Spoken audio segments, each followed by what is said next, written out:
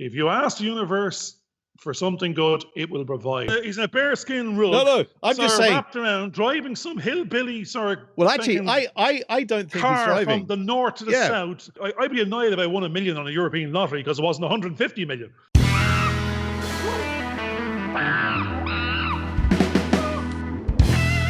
Fear. Be afraid. Be very, very afraid. I normally am. My kids slag me on a regular basis for being the eternal pessimist of talking to the universe and going, what can go wrong will go wrong. Actually, I'm going to make it go wrong. I'm going to invite it to go wrong, because that's the secret again. The film, the book, The Secret. If you ask the universe for something good, it will provide. If you expect the worst will happen. And that's what I expect. I expect the worst to happen all the time. I'm actually meant to be I'm an optimistic pessimist or a pessimistic optimist. I like to do a risk analysis, assume the worst is going to happen, and be ready for it. Where actually I should actually be working the opposite way and going, let's make the best happen, and we'll deal with the worst if and when it does. And there's no point in bringing that on and going through the worry and the stress and the strain of something that hasn't happened and more than likely won't happen. Now, there's actually a very interesting story that a guy called Billy Dixon talks about, and he's talking about positive attitude as a so you can be positive and you can be negative, but there's also positive attitude.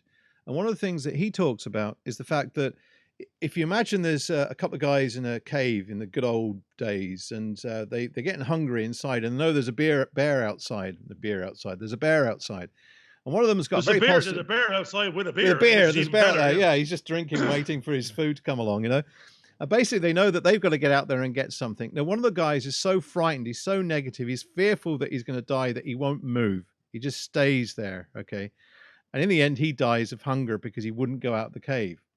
The other guy was so positive that he just ran outside anyway and got eaten by the bear. Now, the third guy that's in there kind of went, oh, hang on a second. I know there's a bear out there, and if I stay in here, I'm going to go hungry. Tell you what, there's a rock here. So as I go out there, I'll clout the bear around the head and then go off and run away while he's trying to repair his head, kind of thing. He's got the positive attitude because he can go off.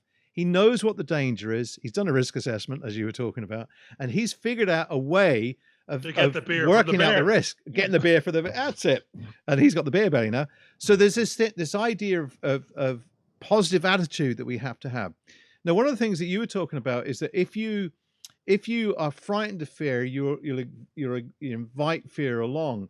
But what's also interesting is if you're coming from a spiritual perspective, there is a kind of positive and a negative. We always talk about this positive and this kind of negative. The yin, the yang. The yin and the yang. Without evil, there is no good. Yeah, and I think one of the things is that when you decide to actually set a goal for yourself, and it's part of also the storytelling process, as you move along, you know where your end target is going to be. Like, I know I want to go, let's say, to Thomastown, and I've got to come from Newry. So I set my goals, right, that's where I'm going. I've worked out in the map and I know what I'm going to do to get there. So I set off, and then all of a sudden I get diverted to go off to Galway because the traffic going down there isn't going to happen. And I then have to make detours, but I still have to set my target back to trying to get to Thomastown. So what I'm now doing is all this, there is some negativity that's trying to stop me from getting there. But if you can be so bloody minded about getting there, your determination will get you through all the obstacles that are actually thrown up against you. And that's what they say. They go, if you don't have a goal or an idea of what you want, actually most books out there are saying, what do you want? What do you want out of life? If you don't know what it is, when will you know you have it? And most people that are rich or poor or otherwise, that money is never enough, because they could have millions, they could have billions, and they're not happy.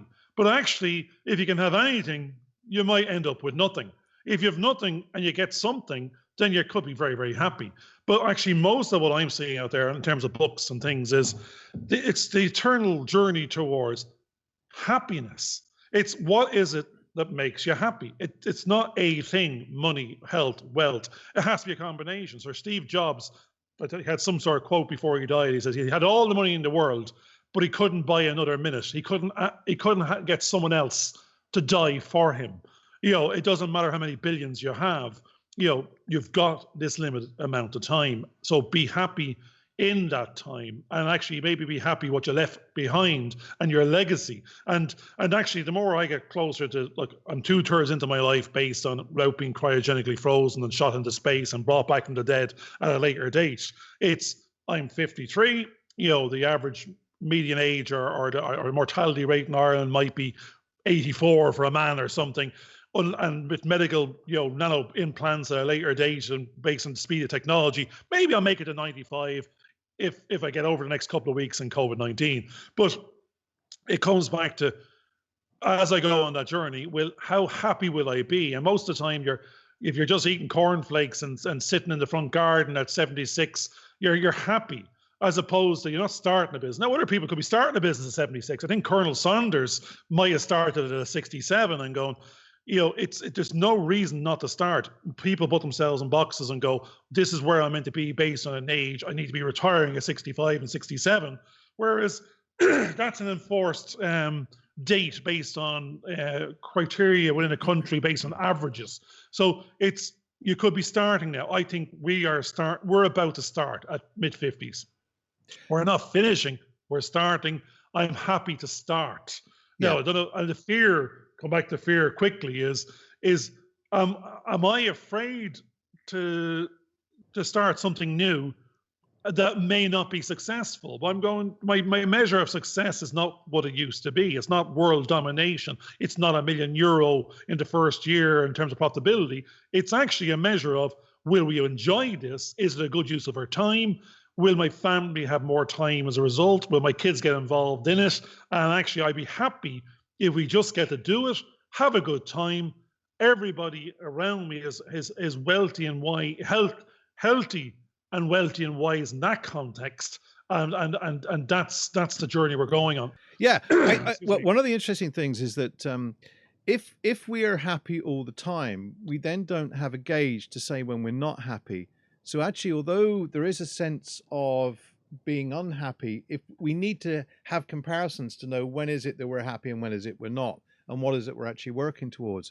So quite often when you have a goal, there are pressures and there is some kind of pain before you can actually get the gain that you've got to go through to get the gain.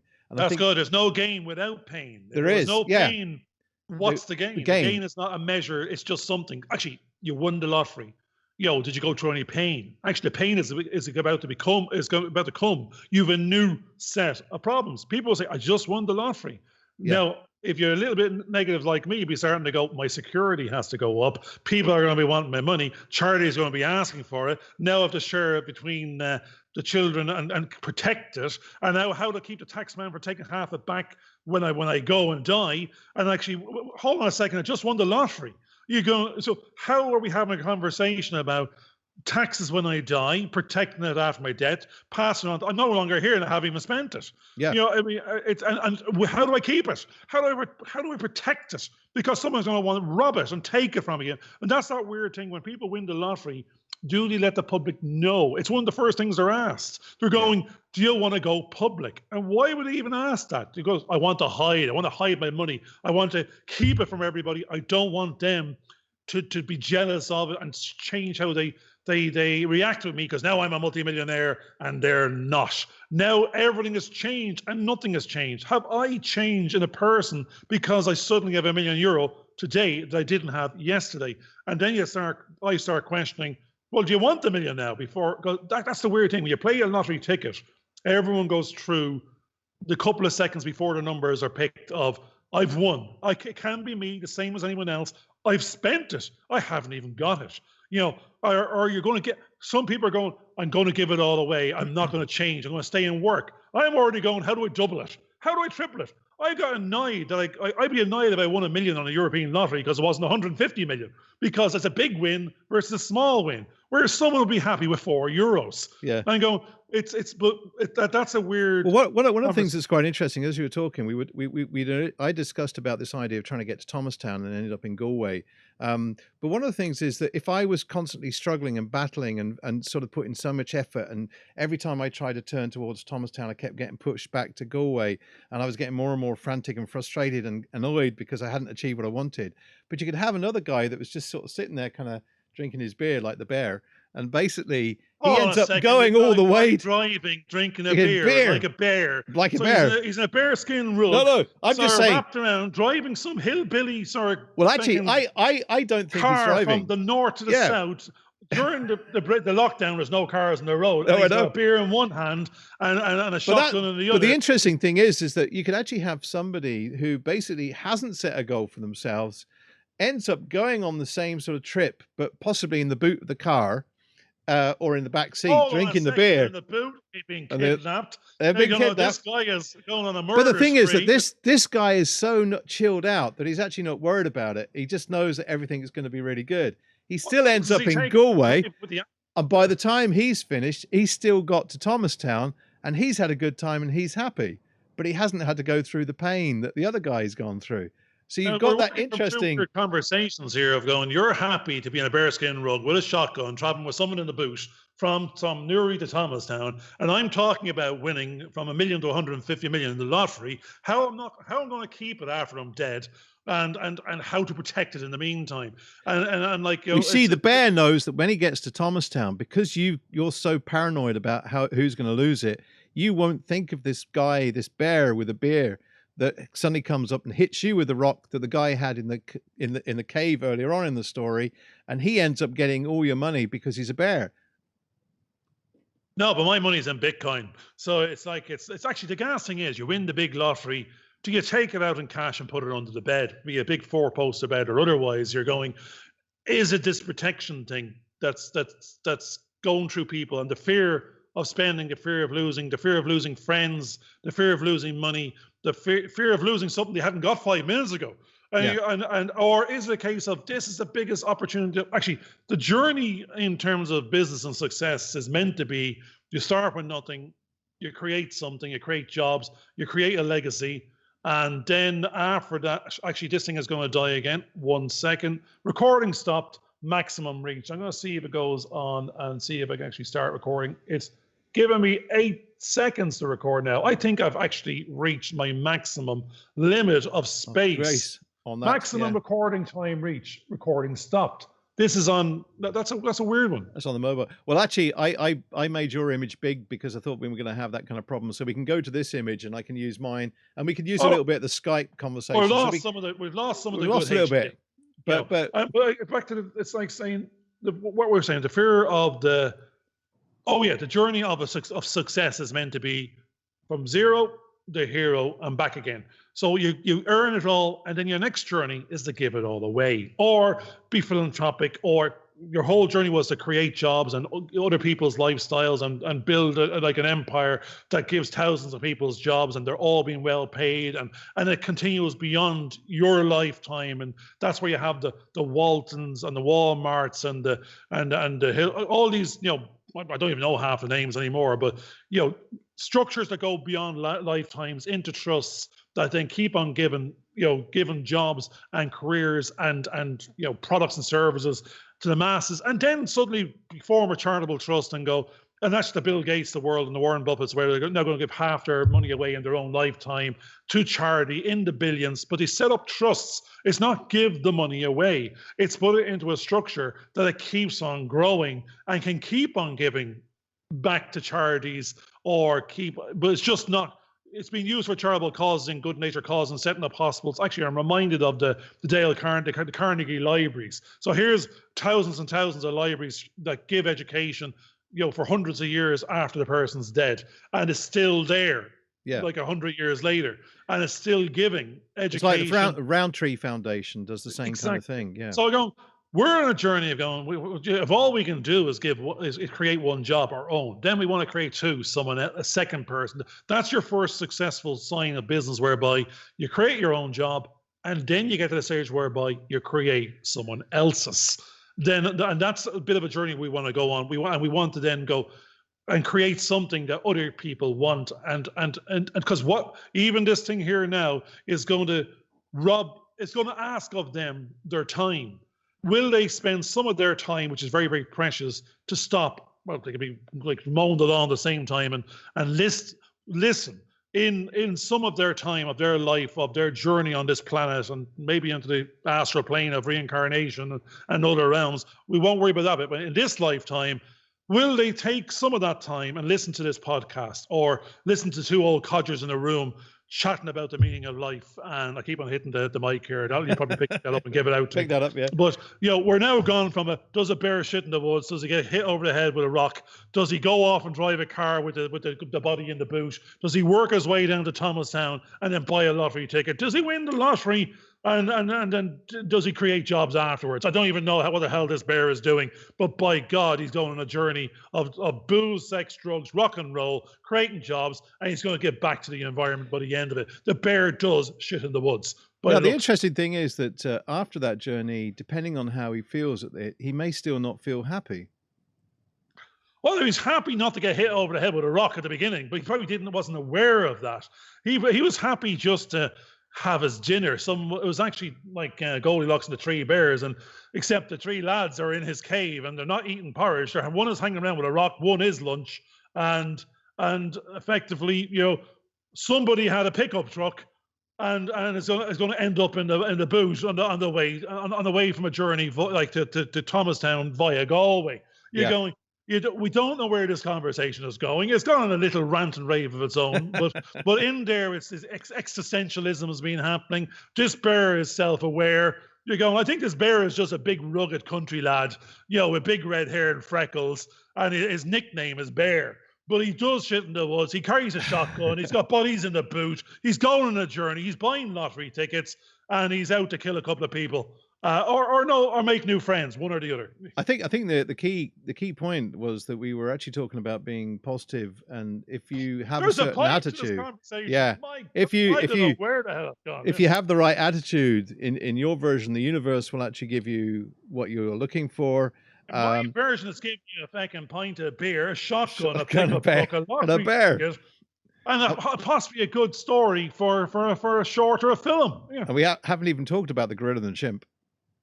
No, we're on the bears. The great thing is we have a monkey, we have a gorilla, we have an elephant in the room. Now we have we also have a butterfly as well. We've got Grizzly Adams' bear, Ben. Now we're up to Ben the bear. We're going to build an ark next. Okay, as long as it's 2x2 and they're going up the plank, and they come out the other side after the big flood, which we'll get on to the flood 10,000 years ago or 20,000 years ago soon enough.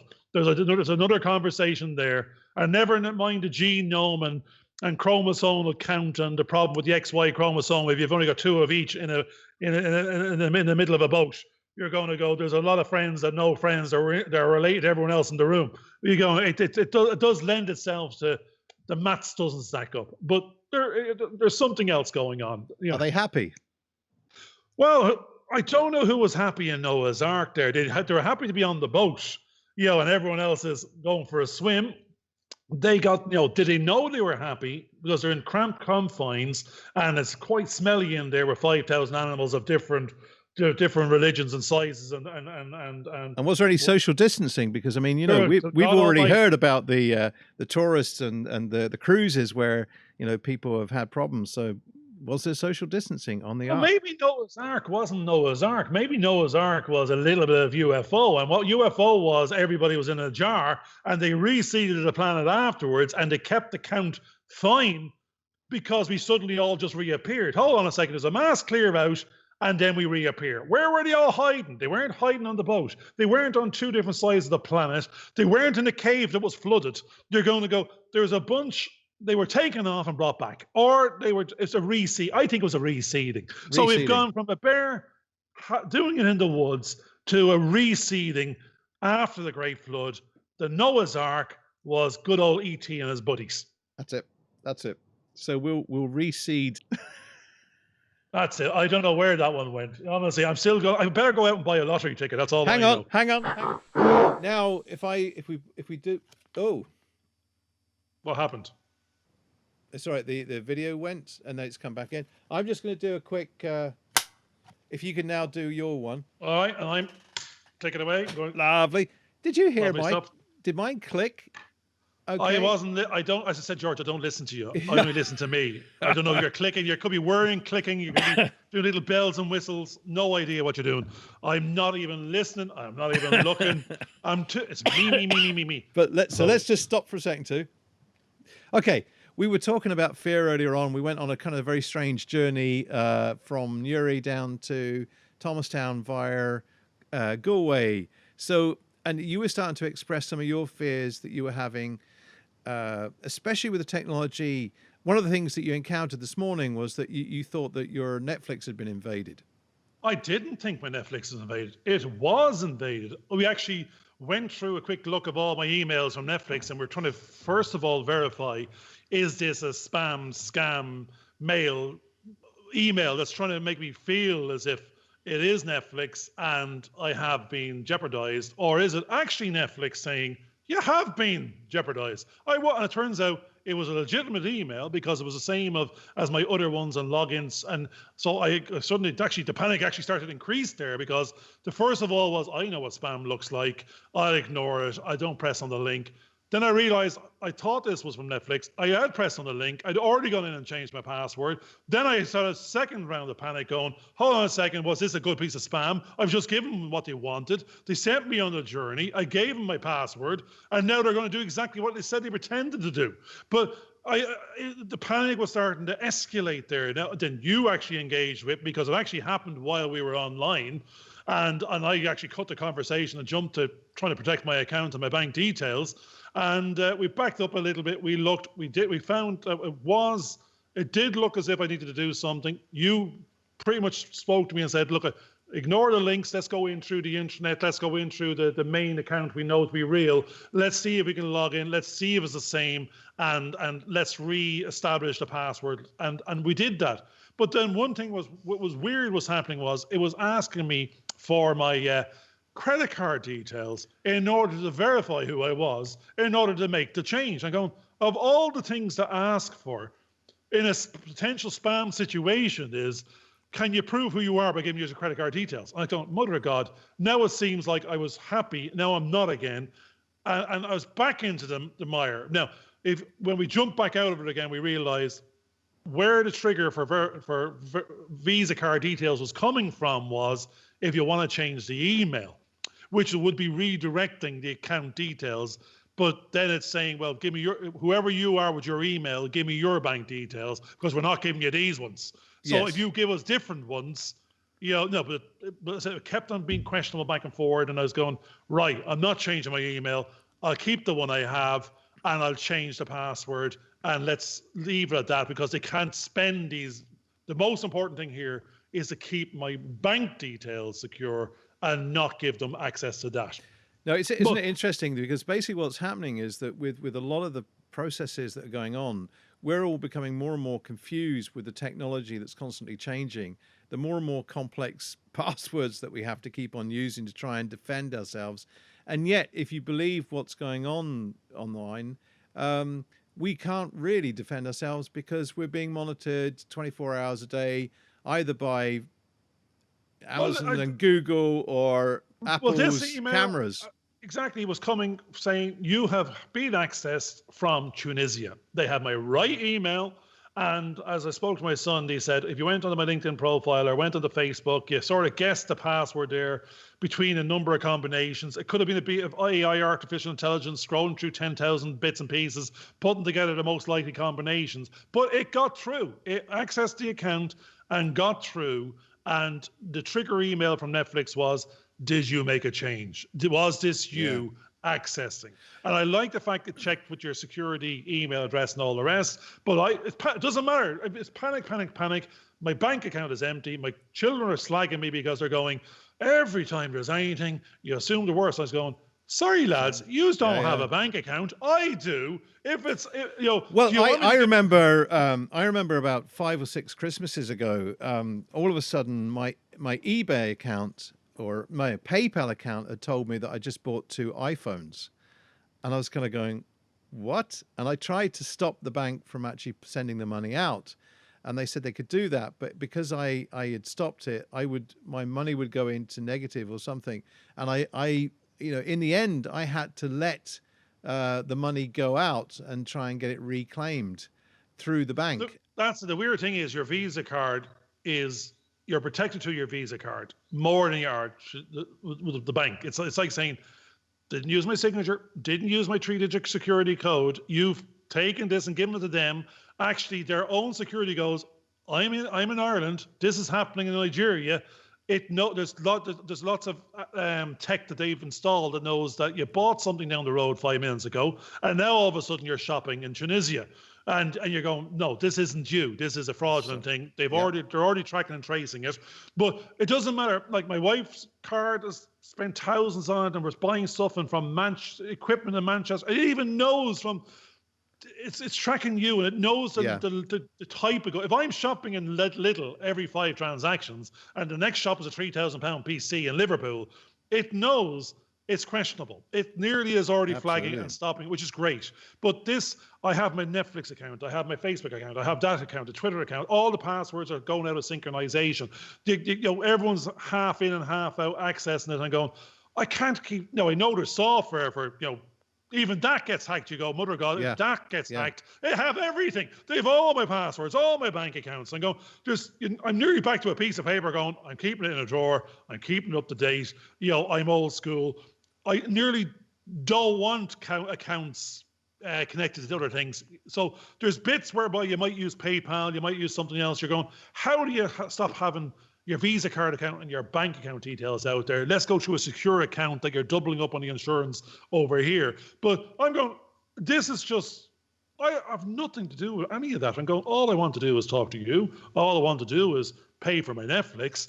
I don't want any of these problems. And I'm worrying about 95 different accounts, security and fraud, and being hacked from A to B, from spammed and fish, whatever. I don't even know what the thing is called. From somewhere else. Yeah. Phishing.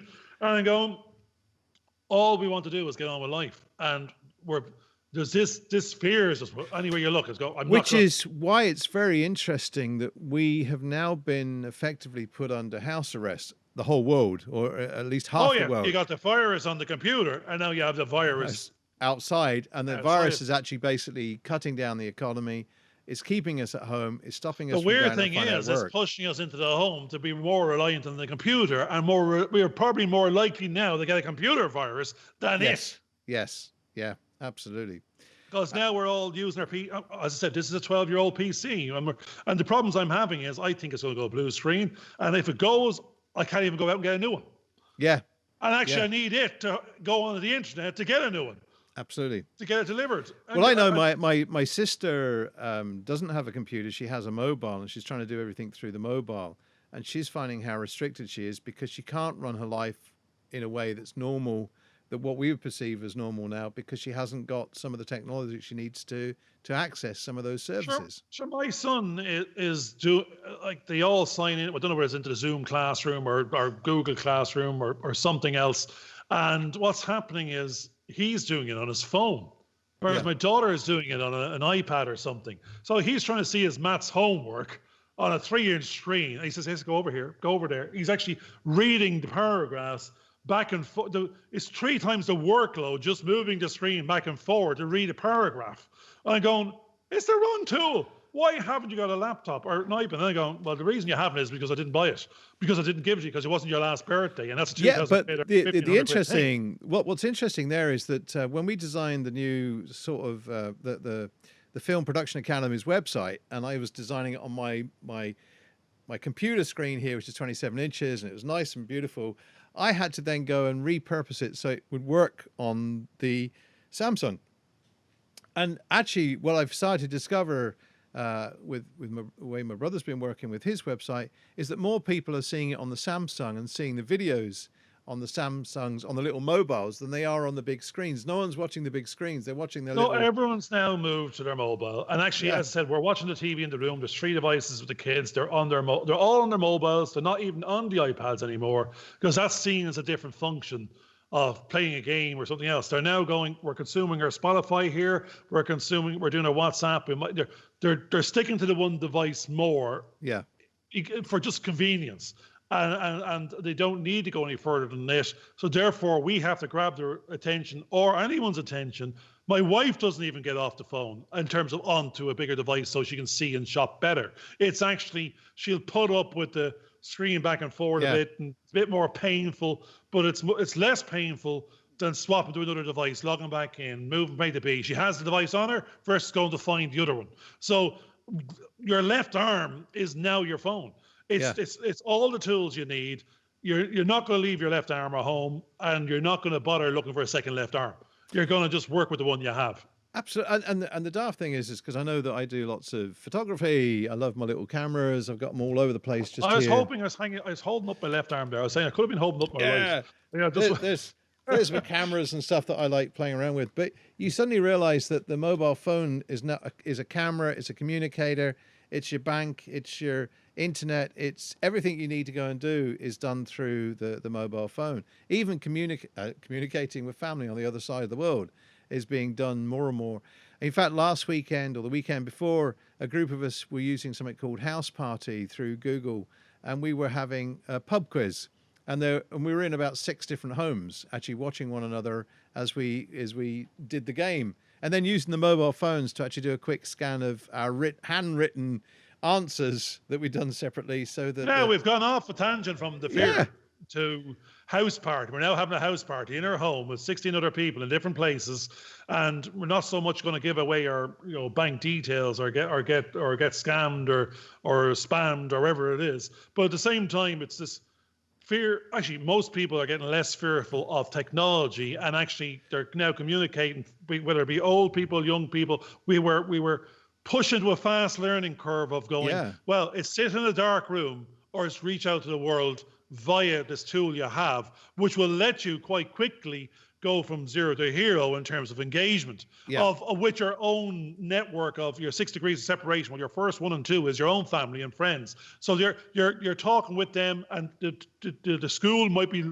the third degree of, our business might be the third degree of separation, being you're now working from home and you're reaching out to suppliers and customers, and we're going the 4th, 5th, and 6th is the audiences that we don't know yet, and we know are out there, but we'd like to engage with. So we were just talking about a little earlier going, we don't have an audience yet. We have an audience of 1 or 2 of ourselves. We know we have a degree of separation of 1, 2 to go to family and friends, which will engage and have a look and laugh and pint and move along with us. But they're not necessarily customers or future customers, but they're friends of friends, and their cousins twice removed could be. And in Ireland with 5 million people, 6 degrees of separation is not 6, it's 3. If you can get from 1 to 2 and then 2 to 3, you're talking to your potential customers, you're talking to your potential tribes, your audiences. We want to go from this fear of unknown, of fear of rejection, of fear of no customers, of fear to the fear of actually the new fears of having the problems, of having all of that, of what to say to them next, how to keep them engaged, how to sell to them, and that they don't come back and say that was bad, good, or indifferent. Well, I wonder whether it's if we're showing enthusiasm, then people want to come and join up with us. I mean, that was the thing. Most people didn't want to. They had a fear of being isolated, so they found a way to communicate to other people using the technologies, which meant that they didn't have to go away from the home, but they were actually contacting one another and talking. Then they could start to see other possibilities. So the fears that they had of using these technologies, suddenly they floated away. But one of the great things is that when you start to see things you enjoy online, the person that's kind of entertaining you is not having to sell to you so much now, because you want to become connected to them, and you'll actually purchase probably from them. Actually, what's interesting there, that there's the 2 extremes. We were having a little chit chat before we pressed record again and said, we're going to put this out there. Where's there? It's out there somewhere in the universe, in some tools.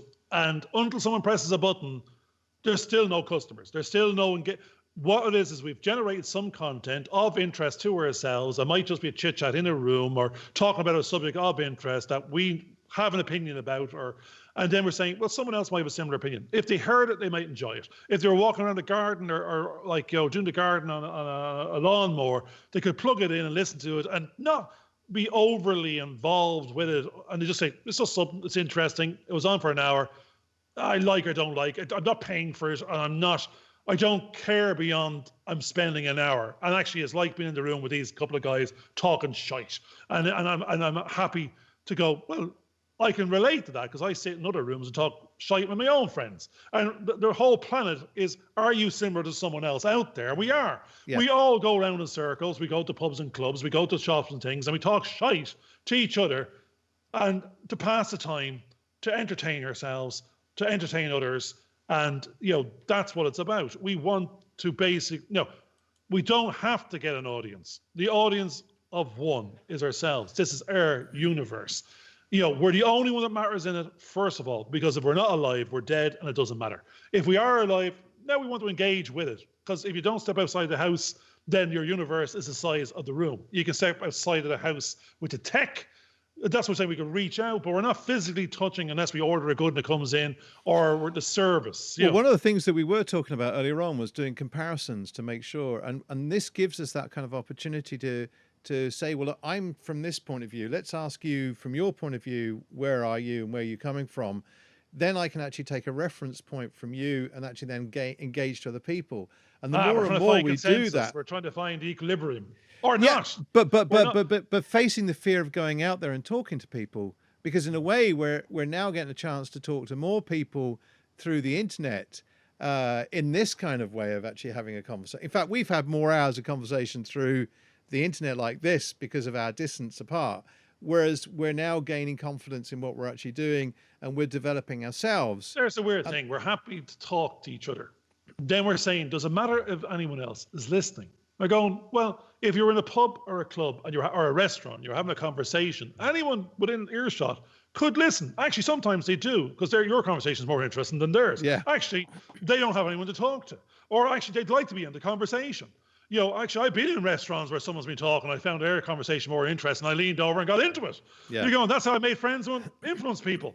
You're going, well, the other thing is, if we're producing shows like this, when you're working in a radio station, you're being encouraged to think of one person, not a whole massive audience, but in your engagement with that one person, every other person that's then listening suddenly feels as though it's an intimate relationship you're having with them. That, because at the moment there's X billion people on the planet, and God forbid we were talking through the internet and going, they're all listening. Yeah. And then you're going, they all are all commenting, liking and disliking and slagging, you're going, that's, if you engage with all the comments afterwards, you can be shot down as a person and then won't do the next one. And others could be uplifting you. But everyone's not going to love you. Those that love you, there'll be as many that will hate you. And it's not that they hate you, it's they want to be you, or they don't want to be you. You're going, the whole thing is, this journey of fear for me initially was, do we step out of the universe in my mind into the universe of existence and engage with it and not be worried about commentary, good or bad, because it doesn't really matter. The danger was actually staying inside and never doing it. And that's where I'm going. I think we're getting comfortable talking with ourselves. And then if we should just be comfortable talking with ourselves with someone else listening. And then if it could have been us talking to you, or it could have been replace you with any one of the members of the audience, and it would have been pretty much not the same conversation. Not the same conversation. It would have been, it's as if that they were you, and the fact that they're in the room, and that you're going to bring them into that comfort zone of they're included, and they're not excluded and separate. They're in your personal universe now. And that's what we want to do. We want to bring someone into our own comfort zone, make it their comfort zone. There's no fear involved. It's okay for them to have a voice, step up and have an opinion. If we can do it, you can do it. You have the tools. Please engage. Let's have a chat. And with that, I think we'll end this episode, because I think that's a really good kind of ending.